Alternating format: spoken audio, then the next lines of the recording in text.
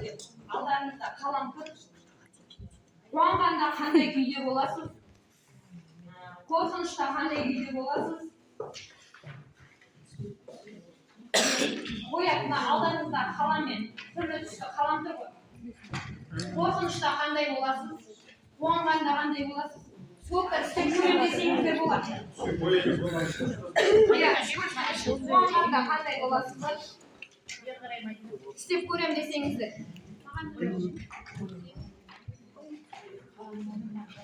Біз бұрын айтатын едік қой, естеріңізде ме? Біз соқты қара түс таңдаған баланы біз не дейтін едік? Деп шынымен мынаны есепке алуымыз керек. Қазіргі қоғамда қара түс баланың сүйікті түсі болған керек. Бұл өзінің ішкі қалауы. Біз ұядан ағашта қарамен бояса сразу резко тәуекел топ аламыз ғой мысалға.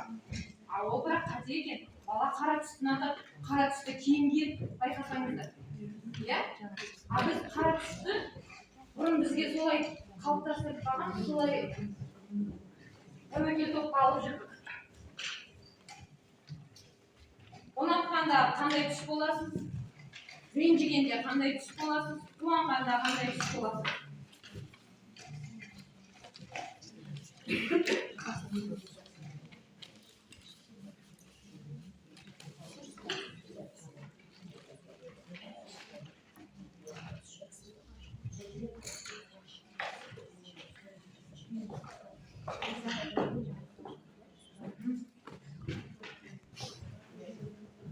Артына аударайық. Енді мен көзімізді жұмамыз деймін. Мынау ручканың бастаған жеріне мен 1, 2, 3, 4, 5 деген кезімізге шейін қайтадан айналдырып келіп сол жерге қосамыз. Мысалы, көзімізді жұмып тұрып 1, 2, 3, 4, 5 осы парақсыздыққа айналдырып сызып әкеп, қалай сызсаңыздар өздеріңізде бастаған шетімізге қайтадан әкеліп қосамыз. Көзімізді жұмып отырып. Бастай берейік па?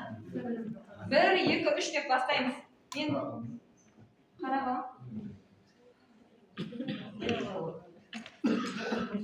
Ручканы ұстап тұрайық. Қаламды мейлі. Өздеріңізде. Көз жұмып тұрып. Мына жерден, тәте, мына жерден бастасаңыз болады. Былай. Елмен сіздер дейміз. Бір баламның сызғанын көрсетейінші мен. Бір баламның сызғанын. Дәл осындай. Көзімізді жұмайық. Өздеріңізде қалай сызсаңыздар. Кеттік. 1, 2, 3, 4, 5. Көзіміз жұмықты. 5 дегенде қайтадан әкеп бағанағы басқа қосайық. Сыздық ба? Енді алдарыңызда қалам тұр. Әр бөлігін бөлек бояйық етеміз. Мынандай алып, мына жерін жасыл, мына жерін қызыл, мына жерін қара. Қандай мен бояғымыз керек? Наусынан шықпайсыз. Кет қағызыңызға?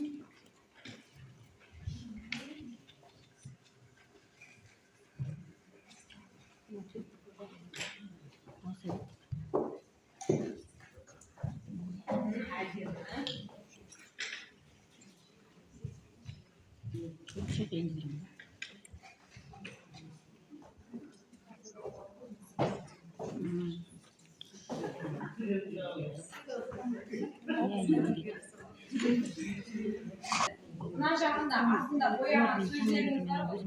Сонымен салыстырып көріңізші. Сарыда сіз не депсіз Марал? Даму. Сізде даму өте жоғары екен. Жасылыңыз не екен? Sizde жоқ құпияңыз бар, ішіңізде ашылмай тұрған. Айтпай тұрсыз. Нешесізде ше? Білмеймін, онда тізбектеніп тұрсыз бірдеңе. Қолыңыз басым болып тұр екен бұл. Айнұр апай, сізде ше? Жаңа жылда еш басым екен. Өте жақсы, қуаныш көп дейді. Енді өздеріңіздің салған суреттеріңізді балдарыңыздікімен салыстырып көріңіздерші, керемет екен. Мынау міне темірландікі.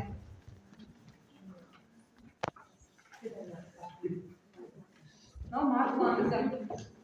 Келе ма өзіңіздікіне?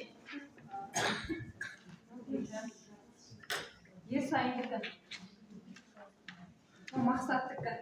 Мақсаттікі сіздікіне ұқсайды екен негізі. Мынау Қазыбектікі. Қазыбек негізі мамасына ұқсайтын сияқты. Мамасына ұқсамады.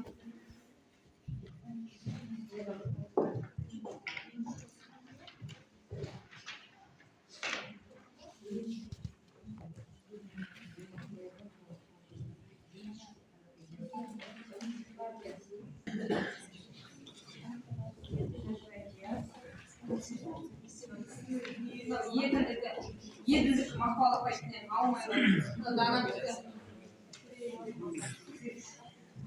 Жолдасқан жәсікі. Өздеріңіздікіне ұқсай ма, салыстырып көріңіздерші. Балдарыңыздың қай жерінде даму, қай жерінде өсу. Ұқсайды екен, е? Жадыр апай, сіздікі ше? Қандай болды? Ұқсай ма?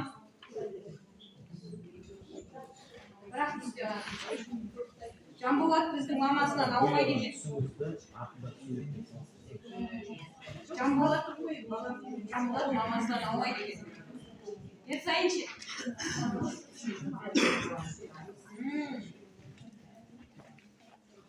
Ерсайын өзі көп сөйлемейді, бірақ бір айтады. Тур соны суретке шығарып берді. Мына жерде де тур сізге ұқсатып қойды. Суреттеріңіз ұқсайды екен. Бәрібір таңдарыңыз бір ғой. Иә? Мақпал апай қандай екен?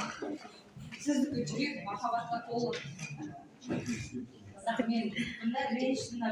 Данат апасының баласы. Данат апасының баласы сізге мүлдем айтпайтыны, сөйлемейтіні көрініп тұр. Ол мамасына да айтпаймын деді, мен апама айтамын деді. Осы апасы да міне